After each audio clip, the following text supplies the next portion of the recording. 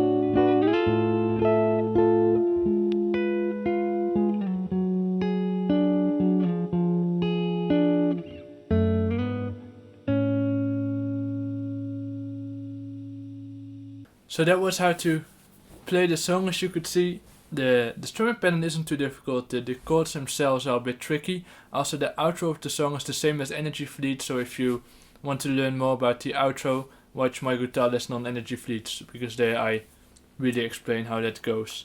So the intro chords are already quite difficult. There are two ways to play these intro chords. I will first show you the most difficult one that King Krule uses and then a rather more easier version. So King Krule plays those minor 9 chords and minor 13 chords like this. He puts his middle finger on the 9th fret of the E string and then he bars the D, G, B and also sort of the E string with his ring finger. So middle finger on 9th fret and then he places his pinky on the 11th fret of the E string. Now this is quite difficult since you have to stretch your index finger and your pinky, since you have to stretch your ring finger and your pinky. And then he does the same thing for the second chord, really same finger positioning but moving his pinky one step up. Then the last chord is especially different where he plays the two bottom strings with his pinky, so you then have to bar your 2 strings with the pinky, which is difficult, I get that. So there's another way you can do this. To learn this is just practicing a lot and stretching your fingers by doing these chords a lot. Also trying to move your fingers a bit more sideways might help, so not place them like this, but more like this. You see my wrist is, I'm flicking the wrist to the left, so that might help as well. But there's another way to do this, and that is like this.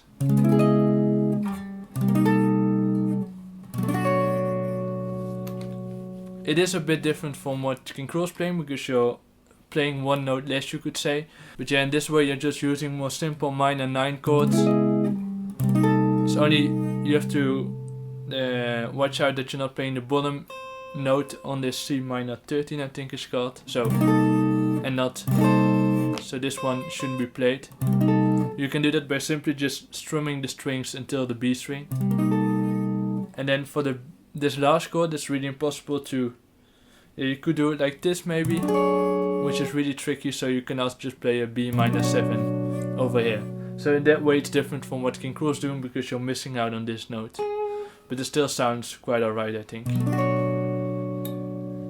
And then you have this small riff played, this, and then this chord. You can also play the riff like this.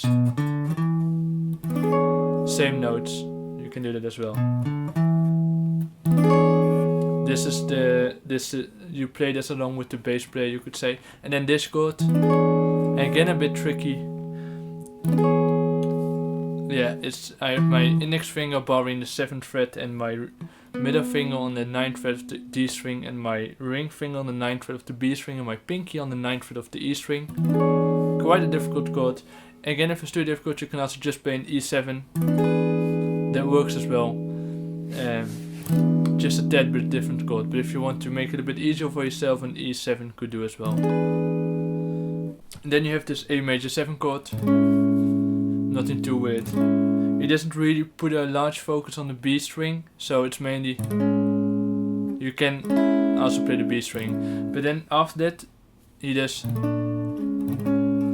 this was a chord that we were really struggling with on the live stream, but I think I got it now. It's really a A sharp major 7, but without playing this note, without playing the 5th, I think it is. Yeah, so then it's just, well, maybe it's easier to do it like this. So your middle finger on the 6th fret, ring finger, and the pinky on the 7th fret of the D and the G string. So those chords. Then he plays this B minor 11, I think. I might be wrong with the chord names, but the right chord names will be shown in the chord diagram. So this chord, and then again a tricky chord. This is really the only way to play it like him. So you have to sort of bar your index finger on the 6th fret of the D, G and the B string, the D, G and the B string. Then place your middle finger on the 7th fret of the A string and your ring finger on the 7th fret of the G string. Like that. Again, if you have trouble with the chord, try placing your wrist in a different way. That might help. So then he does like that. Then it repeats itself really, but then he plays a B minor 7 instead of the B minor 11. And then the end of the verse, you could say, the chord progression of the verse goes like this.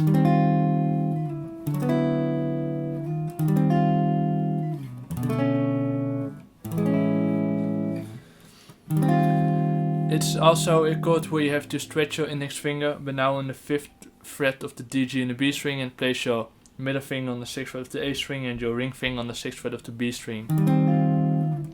The same chord, but then one step lower as well. Like that. So it's quite similar to this one, but then you have to place your ring finger one step lower, and then you have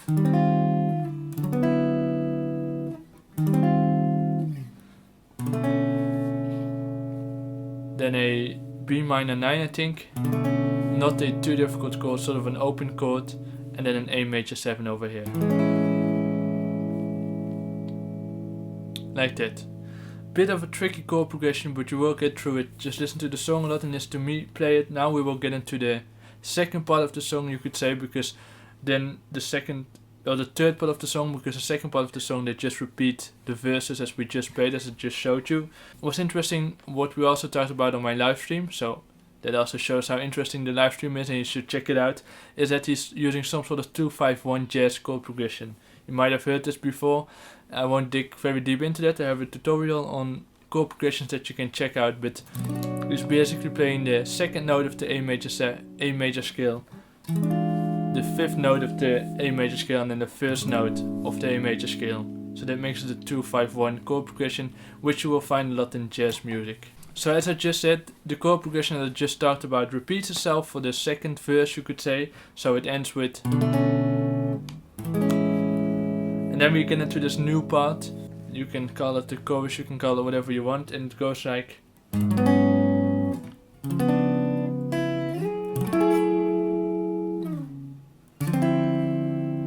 like that. So again you have this G sharp minor 11.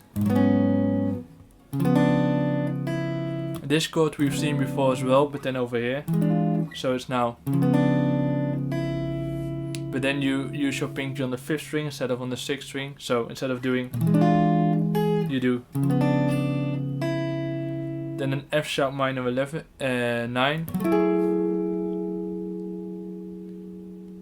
and then the same finger positioning, but then over here. So there's not really a different way to play these chords at this part, since that would only make it more difficult. But you again have some sort of 2-5-1 chord progression, as I talked about earlier. You have the 2 of the F sharp minor chord scale, you could say, the 5 and the 1, but then over here. So if we do that slowly, again we get,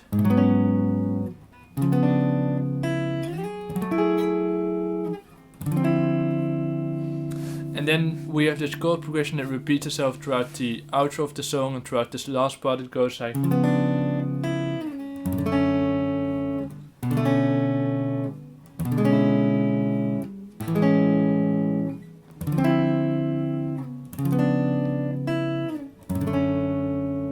like that.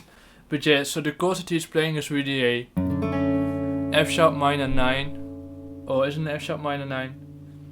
Sort of an F sharp minor chord, I think. Then a B sharp minor 9.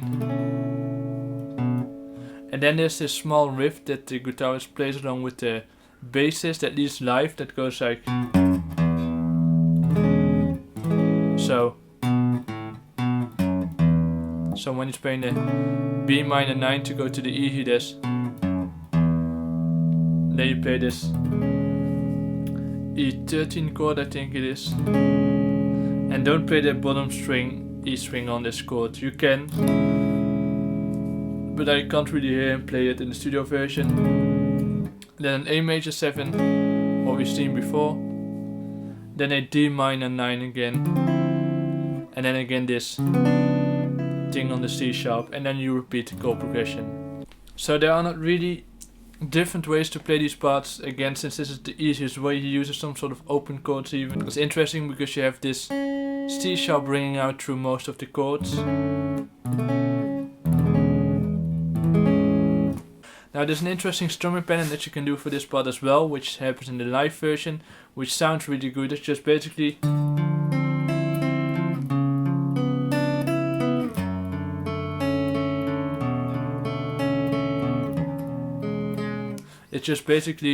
single strums, so playing the chords in a sort of arpeggiated way. Basically just playing the notes of the chords but then separately, so starting on the lowest sounding one, or the E snare,